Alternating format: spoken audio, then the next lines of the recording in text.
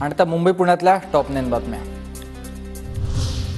मध्य रेल्वेवरील 3 दिवसांचा mega block संपलाय। सीएसएमटी स्थानकावरून लोकल सेवा सुरू, तर ठाण्यातील प्लॅटफॉर्म विस्तारीकरणाचं काम पूर्ण, वाहतूक हळूहळू पूर्वपदावर। वांद्रे वरळी सिलिंग करून आता वरळी कोळीवाडा प्रभादेवीकडे जाणारा मार्ग आजपासून 31 नोव्हेंबरपर्यंत बंद। ॲनिबेझंट रोडचा पर्याय निवडण्याचा सूचना करण्यात आल्यात आणि कोस्टल रोडचं काम जलद गतीनं होण्यासाठी हा निर्णय घेण्यात आला। लोअर परळसह करी रोड, बीडीडी चाळ आणि डिझाईल रोड या परिसरातील पाणीपुरवठा 6 जूनला बंद राहील। रेस्कोर जवळील जलवाहिनीच्या कामासाठी जी दक्षिण भागामध्ये पाणीपुरवठा बंद ठेवण्याचा निर्णय।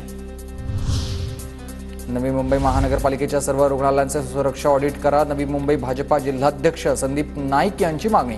वाशीतील मनपा रुग्णालयाला भेट दिल्यानंतर रुग्णालयात ऑक्सिजन आणि इलेक्ट्रिक यंत्रणेचे ऑडिट झाले नसल्याची माहिती।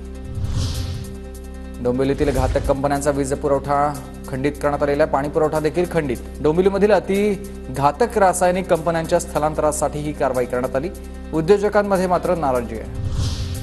पुणे अपघात प्रकरणातील अल्पवयीन मुलाच्या आईकडून रक्त दिल्याची कबुली। अपघातावेळी अल्पवयीन मुलगा गाडी चालवत असल्याचंही केलंय कबूल। पुण्यातील कल्याणी नगर कार अपघात प्रकरणी अग्रवाल दाम्पत्याला कोठडी। विशाल अग्रवाल, शिवानी अग्रवालला 5 जूनपर्यंत पोलीस कोठडी।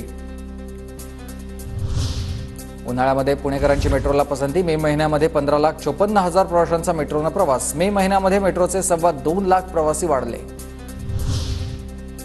पुणे जिल्ह्यातील सर्व धरणांची तपासणी पूर्ण। जलसंपदा विभागाकडून 900 धरणांची तपासणी। जिल्ह्यातील सर्व धरणांची किरकोळ दुरुस्ती होणार।